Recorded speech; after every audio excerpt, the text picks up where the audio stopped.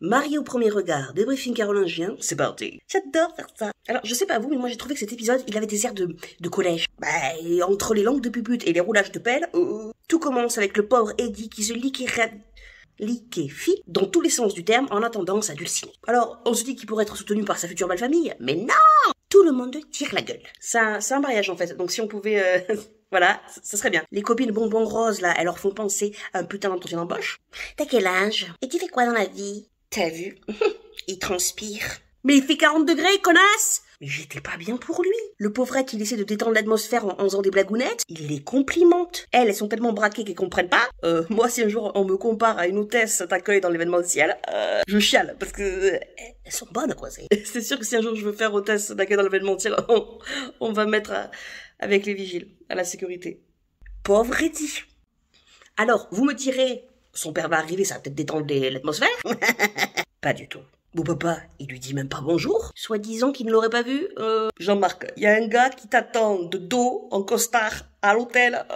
Le mec, il a le dos de faire un vagal, à mon avis, hein, c'est le marié, c'est... Alors, mensonge, Jean-Marc. Mais la journée des 7 trempés n'est pas finie pour Eddie. Sa dulcinée débarque toute pétillante. Et encore une fois, on pourrait penser qu'elle va sauver l'atmosphère. Mais non. Elle fait la détendue. Ah bon, t'es stressée? Ah, je vois pas pourquoi.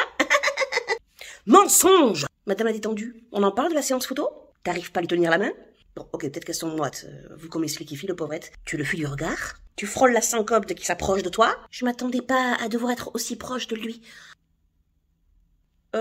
Excusez-moi, les gars, est-ce que quelqu'un a expliqué à la dame le concept de l'émission, mariage, photo, danse, tout ça, Pauvre Eddie.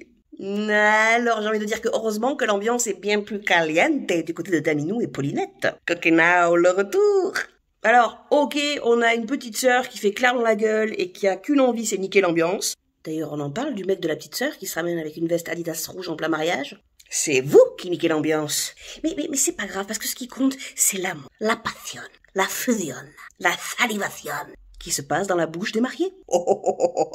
Premier slow, bam! Ouverture de balle, ouverture de bouche. Ça m'a rappelé ma première pelle. Toi, tu tournes ta langue vers la droite. D'accord, donc moi je tourne vers la gauche. Pardon.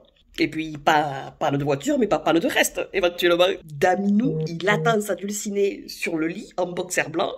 On est clairement attiré, mais moi, à la place du caméraman, on va y aller, du coup, voilà. J'ai hâte qu'on rentre plus en profondeur. Oui, mais 2 secondes, attendez qu'on sorte au moins de la chambre.